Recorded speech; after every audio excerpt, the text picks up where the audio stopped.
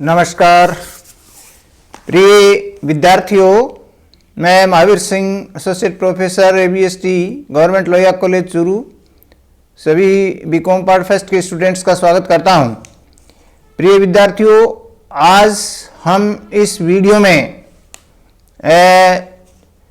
अंशों के प्रीमियम पर निर्गमन संबंधी प्रावधानों को विशेष रूप से देखेंगे। इसके अलावा कुछ छोटी मोटी और बातें हैं, उनका भी अपन देखेंगे। जो थ्योरेटिकली जो चीज़ें हैं उनके बारे में भी अपन अध्ययन करेंगे। अंशों के प्रीमियम पर निर्गमन के बारे में ये महत्वपूर्ण होता है। सबसे पहले अपन को पता होना चाहिए कि प्रीमियम कहते किसे के हैं। जब अंशों का निर्गमन अंकित मूल्य से अधिक मूल्य पर किया जाता है तो उसको हम प्रीमियम पर निर्गमन कहते हैं। एक सिंपल सी ये इसकी एक सिंपल सी डेफिनेशन हुई। अब प्रीमियम पर निर्गमन करने का, जैसे मान लीजिए 100 रुपये अंकित मूल्य वाले शेयर्स हैं, शेयर पूंजी बटी भी है 100 रुपये प्रति शेयर में, और यदि उनके ऊपर मान लीजिए 20 रुपये प्रीमियम या 25 रुपये प्रीमियम लिया जाता है, तो एक्चुअल में होता ये है कि जो शेयर होल्डर होता है उससे रुपये तो जैसे 20% प्रीमियम पर है तो शेयर होल्डर से 120 रुपया लिया जाएगा, लेकिन उसके पूंजी खाते में केवल 100 रुपये जमा किए जाएंगे।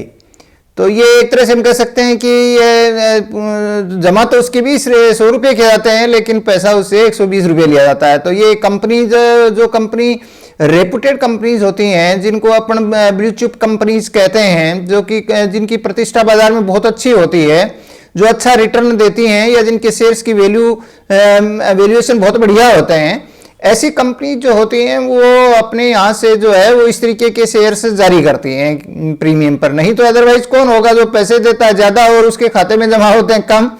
तो इसका रीज़न ये होता है कि हर कोई जो है वो उसके शेयर्स को खरीदने के लिए दौड़ता है, और जब कंपटीशन इतना ज़्यादा होता है तो ऐसी स्थिति में कंपनियाँ इसका फ़ायदा उठाती हैं और ज़्यादा पैसा इकट्ठा करती हैं।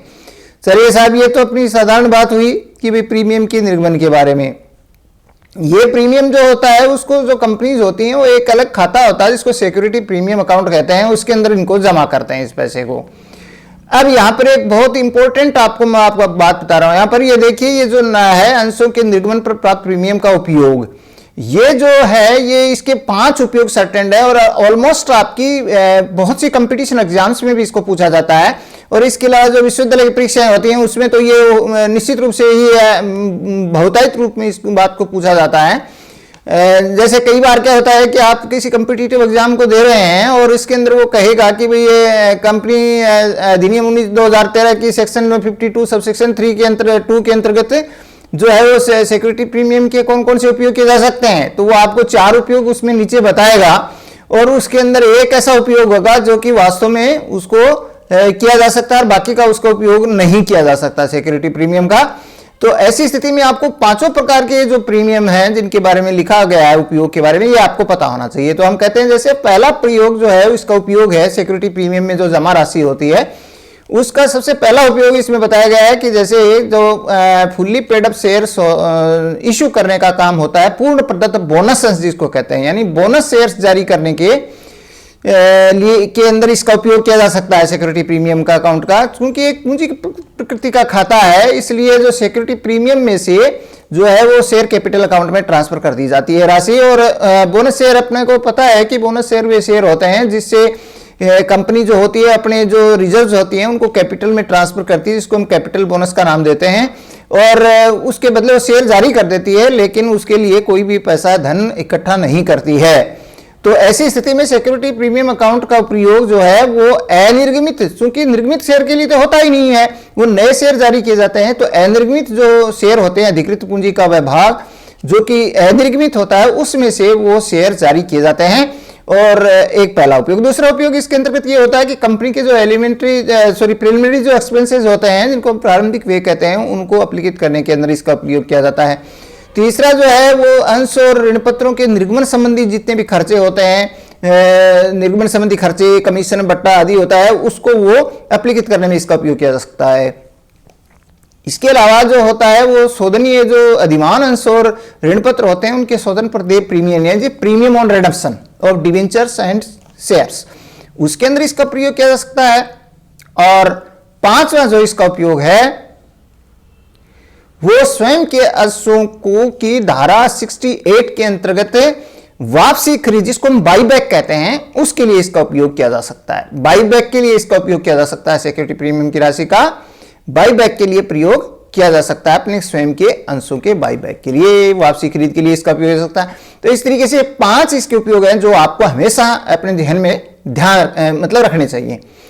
अब ये जो पूंजीगत संचय, इसको अपन मानते हैं जिसकी कैपिटल रिजर्व होता है, एक तरह से ये पूंजीगत संचय ही होता है कंपनी का, लेकिन इसका उपयोग किसी भी स्थिति में लाभांश वितरण के लिए नहीं किया जाना चाहिए। यानी ऐसा नहीं है कि इस फंड में से आपने डिविडेंड इश्यू कर दिया या और कोई इस तरीके का इन 5 बातों के अलावा का उपयोग कर लिया है या लाभांश वितरण के लिए उपयोग किया है, तो ये वास्तव में पूंजी में कमी माना जाएगा और इसके लिए संचालक मंडल होता है वो दंड का भागी होगा। ये बात अपने के इंपॉर्टेंट है इसके अंदर। अब सेक्शन 52 सब सेक्शन 2 के अंतर्गत तो आपको बताया गया कि प्रीमियम के उपयोग कौन से होते हैं। इसमें सेक्शन 52 सब सेक्शन 3 में यह बताया गया है कि यदि कोई कंपनी भारतीय लेखा मानक के अनुसार जो है वो अपने स्थिति विवरण बनाती है, वित्तीय विवरण तैयार करती है, तो ऐसी कंपनी जो होती है वो प्रीमियम खाते का जो उपयोग है उपरोक्त तो फर्स्ट और फिफ्थ के अलावा कोई भी कार्य में नहीं कर सकती। यानी ऐसी स्थिति में वो कंपनी या तो वो अनिर्मित अंशों को पूर्ण प्रदत्त बोनस के रूप में निर्मित करने में कर सकती है, या वो अपने स्वयं के अंशों को वापसी खरीद करने के लिए बाईबैक करने के लिए कर सकती है। इसके अलावा इनका कोई उपयोग जो है वो नहीं किया जा सकता है। ये भी एक इसके अंतर्गत बंदिश लगाई हुई है जो आपको ध्यान में रखनी है। अब बात आती है कि प्रीमियम के लेखांकन की प्रविष्टि क्या की जाती है। तो प्रीमियम की पहली बात तो यह है कि प्रीमियम का जो है वो या तो वो आवेदन के साथ प्रीमियम हो सकता है, या वो बंटन के या किसी मांग राशि के साथ में हो सकता है। और यदि कुछ भी नहीं दिया हुआ आता कि प्रीमियम किसके साथ है, तो प्रीमियम को हमेशा बंटन की इंस्टॉलमेंट के साथ ड्यू माना जाता है। ये एक बात इंपॉर्टेंट है, आपको ध्यान रखनी। लेकिन मान लीजिए जिस भी किसी किस्त के साथ में वो प्रीमियम ड्यू होता है, तो यदि वो आवेदन के साथ होता है तब तो कोई बात नहीं होती है। ऐसी स्थिति में तो एप्लीकेशन अकाउंट को डेबिट करके और सिक्योरिटी के प्रीमियम और शेयर कैपिटल अकाउंट को क्रेडिट कर देते हैं। लेकिन यदि वो बंटन और किसी मांग राशि के साथ दे होता है, तो पहले जब ड्यू होने की एंट्री करते हैं बंटन को, तो ऐसी स्थिति में वो प्रीमियम सहित जितनी उसकी इंस्टॉलमेंट बनती है, यानी कैपिटल प्लस सिक्योरिटी प्रीमियम, उतनी राशि से जो है वो शेयर अलॉटमेंट अकाउंट को या share first call second call आदि को डेबिट कर देते हैं प्रीमियम सहित। और उसके बाद में उस राशि को जो है वो जो पूंजी वाली राशि है वो पूंजी खाते में, शेयर कैपिटल अकाउंट में, और जो सिक्योरिटी प्रीमियम की राशि है वो सिक्योरिटी प्रीमियम अकाउंट में क्रेडिट कर दी जाती है। तो ये इसका जो है वो साधारण रूप से इसका जो है व्यवहार होता है। और दूसरी बात, चिट्ठे में इसको कहां प्रकट करते हैं, ये इंपॉर्टेंट बात है। चूंकि एक पूंजीगत प्रकृति का ये पूंजी संचय के रूप में इसका नाम होता है, तो डेफिनेटली इसको रिजर्व एंड सरप्लस हेडिंग में डालते हैं। और रिजर्व एंड सरप्लस के हेडिंग में जब हम डालेंगे तो सबसे पहले जो रिजर्व, इनको हम कैपिटल रिजर्व दिखाते हैं, कैपिटल रिडम्पशन रिजर्व दिखाते हैं, वहीं पर इसको सिक्योरिटी प्रीमियम दिखाया जाता है। सरप्लस के अंदर तो रेवेन्यू प्रॉफिट्स होते हैं, जैसे प्रॉफिट एंड लॉस अकाउंट का, डिविडेंड डिक्लेरेशन रिजर्व है, जनरल रिजर्व है। ये ऐसे रिजर्व जो होते हैं वो हम थोड़े नीचे दिखाते हैं। पहले भाग में अपन कैपिटल रिजर्व दिखाते हैं जिनके साथ ही इसको दिखाया जाता है। इसके बाद में अपन आते हैं, और एक और बात इसके अंतर्गत ये है कि यदि प्रीमियम की कोई राशि बकाया है, तो ये बात भी ध्यान रखने की है। कई बार क्या होता है कि जैसे मान लीजिए अलॉटमेंट के साथ किस्त ड्यू है, लेकिन ऐसी स्थिति में शेयर तो उसको आवंटित कर दिया गया एप्लीकेशन के साथ में, लेकिन बाद में जब अलॉटमेंट की किस्त मांगी और सिक्योरिटी प्रीमियम अलॉटमेंट के साथ ड्यू है और उसने किसी व्यक्ति ने अलॉटमेंट की किस्त का पेमेंट नहीं किया, तो डेफिनेटली जो है उसका, और मान लीजिए शेयर को जब्त भी नहीं किया, तो जब वो उसकी कालसीन एरियर रहती है, उस कालसीन एरियर के साथ में उसकी वो पूंजी, उसकी सिक्योरिटी प्रीमियम भी जो है वो रहता है शेष, वो भी पेमेंट नहीं किया हुआ होता है। तो हम सिक्योरिटी प्रीमियम में से ऐसे बकाया प्रीमियम की को घटा करके ही उसको दिखाते हैं, जैसे कि पूंजी के अंदर कॉल्ड अप कैपिटल में से माइनस करके ही पेड अप कैपिटल को दिखाया जाता है, उसी तरीके से सिक्योरिटी प्रीमियम के बारे में करते हैं। तो ये ध्यान आपको रखना है। इसके बाद में अपन आते हैं इसके बट्टे पर निर्गमन के बारे में। बट्टे पर निर्गमन के बारे में बच्चों ये ध्यान रखने की बात है, आपको विशेष इंपॉर्टेंट बात मैं आपको बता रहा हूं। जैसे मान लीजिए 1956 का जो संविधान, जो कंपनी एक्ट था, उस कंपनी एक्ट के अंतर्गत तो बट्टे के निर्गमन के बारे में अनुमति थी या वैध माना जाता था। लेकिन जब कंपनी का संशोधित अधिनियम 2013 लागू हुआ, तो तो उस 2013 के अधिनियम में बट्टे पर जो निर्गमन को पूर्ण रूप से प्रतिबंधित कर दिया गया, और यदि कोई कंपनी ऐसा करती है तो उसके संचालक मंडल जो हैं उनके ऊपर वो दंड के भागी होंगे। वास्तव में ये एक क्राइम माना जाता है। तो बट्टे पर निर्गमन का मतलब क्या होता है ये भी अपने समझ लेते हैं। बट्टे पर निर्गमन का मतलब सीधी सी बात है कि जैसे अपने कहा कि प्रीमियम का निर्गमन जो होता है वो किसी कंपनी द्वारा अंकित मूल्य से अधिक मूल्य के ऊपर निर्गमन करना है, अधिक पैसा प्राप्त करना है, वो तो प्रीमियम पर निर्गमन होता है। और बट्टे पर निर्गमन का मतलब ये होता है कि अंकित मूल्य से कम राशि लेना लेकिन उसके पूंजी खाते में पूरी राशि जमा करना। जैसे मान लीजिए 100 रुपए का शेयर है, 95 रुपये प्राप्त किए जाते हैं लेकिन पूंजी खाते में पूरे 100 रुपये जमा किए जाते हैं। तो ये जो चीज थी इसको बहुत बुरा माना गया था कि भाई ये तो एक मेल प्रैक्टिस है जिसके अंदर जो है वो पैसा इकट्ठा कर लेते हैं फिर कंपनियां गायब हो जाती हैं। तो ऐसी स्थिति में कंपनी से ट्रेंड को रोकने के लिए ये प्रावधान कर दिया गया कि ऐसा नहीं कर सकते। लेकिन कुछ प्रावधान जो है वो अभी भी इसके अंतर्गत जो है अपवाद स्वरूप ऐसी स्थिति हो सकती है। वो कहता है कि जब कंपनी के कर्मचारियों को या डायरेक्टर्स को जो स्वेट अंश निर्गमित किए जाते हैं तो वो स्वेट अंश निर्गमित किए जाते हैं, तो ये कहता है कि ऐसी स्थिति में उनको बट्टे पर निर्गमित किया जा सकता है। ये केवल इसके अपवाद दिए गए हैं। कई बार क्या होता है जैसे रीइश्यू किया जाता है, बचे हुए शेयर्स होते हैं उनको भी जो है वो बट्टे पर निर्गमित किया जा सकता है। बट्टे का लेखांकन और चिट्ठे में इसको निरूपण कैसे करते हैं?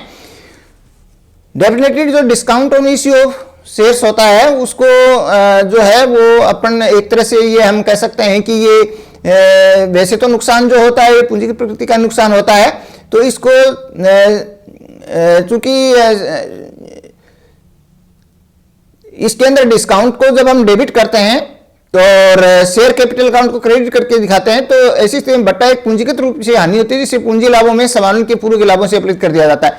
तो यहां पर बात यही है कि जो discount on issue of shares आपको कोई पुराना मिल सकता है जिसको या तो हम जो समानुल से पहले के पूंजीगत प्रकृति के लाभ है उनमें से उसको राइट ऑफ कर देंगे, या किसी पूंजीगत प्रकृति का लाभ जैसे कई बार क्या होता है जैसे मान लीजिए सिक्योरिटी प्रीमियम में से भी उसको राइट ऑफ किया जा सकता है, या फिर उसको लाभ हानि खाते से तो राइट ऑफ कर ही सकते हैं।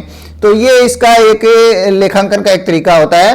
और अदरवाइज उसको अगर कोई भी बैलेंस आपके पास राइट ऑफ करने के लिए नहीं है तो उसे जो है वो अपन अदर नॉन करंट एसेट्स के अंदर के शीर्षक के अंदर इसको प्रदर्शित करते हैं। चिट्ठे के जो संपत्ति पक्ष का जो दिया हुआ होते हैं ना विभिन्न संपत्तियां जैसे fixed assets, current, non current assets, तो उसके अंदर अपन नॉन करंट एसेट्स के अंदर इसको दिखा सकते हैं। तो ये बातें अपने को ध्यान रखनी है। इसके बाद में आता है कॉल्स इन एडवांस काउंट। तो कॉल्स इन एडवांस काउंट अग्रदत्त मांग किसे कहते हैं ये पहले भी अपन एक बात इसका जिक्र कर चुके हैं। अग्रदत्त मांग किसे कहते हैं? अग्रदत्त मांग का सीधा सा एक ही यहां पर अर्थ होता है कि यदि किसी बंटन या मांग की जो किस्त होती है उसका भुगतान जो होता है वो मांगने से पहले ही कर दिया जाता है। जैसे मान लीजिए मांग राशि मांगी नहीं गई है, बंटन राशि मांगी गई है और फर्स्ट कॉल नहीं मांगी गई है तो बंटन के साथ फर्स्ट कॉल का पेमेंट कर देना, या फर्स्ट या सेकंड कॉल दोनों का बंटन की किस्त के साथ भुगतान कर देना, तो इसको हम अग्रदत्त मांग कहते हैं, कॉल्स इन एडवांस। यानी यदि किसी कंपनी द्वारा अपने बंटित किए गए अंशों पर प्राप्त उस राशि से जो अगली मांगों से संबंधित है और जो बिना मांगे ही प्राप्त हो गई हैं। धारा 50 के अंदर यह उल्लेख है कि यदि कंपनी के अंतर्नियम अनुमति देते हैं तो कंपनी को ऐसी अग्रिम राशि स्वीकार करने का अधिकार है, किंतु इस राशि पर जो सदस्यों को कोई मताधिकार नहीं मिलेगा। ठीक है, कंपनी को ऐसी अग्रिम राशि स्वीकार करने का अधिकार है किंतु इस राशि पर न तो सदस्यों को कोई मताधिकार मिलेगा और न इन पर कोई लाभांश मिलेगा। तो डेफिनेटली बात है जब पूंजी मांगी ही नहीं गई है तो उसके ऊपर उसको अग्रिम रूप से, लेकिन इनको ब्याज दिया जा सकता है अगर अंतर्नियमों में प्रावधान हो तो। अगर अंतर्नियमों में प्रावधान हो तो उसको ये कहता है कि 12% तक ब्याज भी दिया जा सकता है। और इसको अपन जो है प्रदत्त पूंजी से अलग करके ही इसको दिखाते हैं, अलग करके ही दिखाते हैं, वो प्रदत्त पूंजी के साथ इसको नहीं दिखाते हैं। ये बात अपने को ध्यान में रखने की है। इसके बाद में आता है ओवर सब्सक्रिप्शन, जिसको हम अधिअभिदान कहते हैं। ये बहुत ही इंपॉर्टेंट बात है जो अपने को ध्यान में रखनी चाहिए अधिअभिदान के बारे में। देखिए, अपन एक बात को अच्छी तरह से जानते हैं कि जैसे भाई जो कंपनियां बहुत अच्छी होती हैं, रेप्यूटेड कंपनी होती हैं, जब वो कोई प्रवीण जारी करती हैं या अंशों को निर्मित करना चाहती हैं या निमंत्रण देती हैं, तो उनके लिए अंशों को खरीदने के लिए लोग दौड़ते हैं। और जैसे मान लीजिए 1 लाख के लिए उसने आवेदन करने के लिए निमंत्रण दिया और मान लीजिए 3 लाख के लिए आवेदन आ गए, तो ये स्थिति होती है, इसको अधिविदान कहते हैं। यानी जितनी कंपनी द्वारा प्रविवरण जारी किए गए अंशों को में जो प्रविवरण जारी किया जाता है उससे अधिक अंशों के लिए विधान आ जाता है तो उसे अधिविदान कहते हैं। जनता से प्रार्थना पत्र ज्यादा के लिए आ जाते हैं, ऐसी स्थिति को अधिविदान और सब्सिडी की स्थिति कहते हैं। अधिविदान की अवस्था में संचालकों के सामने सबसे बड़ी समस्या यह होती है कि उनको अब वितरित कैसे किया जाए, उनको बंटित कैसे किया जाए, उनको अलॉट कैसे किया जाए, ये उनके सामने सबसे बड़ी समस्या होती है। क्योंकि कभी भी कंपनी जो होती है वो अपने प्रस्तावित अंशों से अधिक अंशों को तो निर्मित कर नहीं सकती, उनको बंटित कर नहीं सकती। अब ऐसी स्थिति में किसको दिया जाए और किसको नहीं दिया जाए, तो सीबी के दिशा निर्देशों को पालन करते हुए अंशों का आवंटन किया जाना चाहिए। सामान्यतः स्थिति में संचालकों के सामने 2 विकल्प होते हैं। एक तो पहला विकल्प तो यह होता है कि वो सभी जो प्रार्थी होते हैं उनको प्रो रटा बेसिस पर उनको अलॉटमेंट करते हैं, जिसको हम यथानुपात बंटन कहते हैं।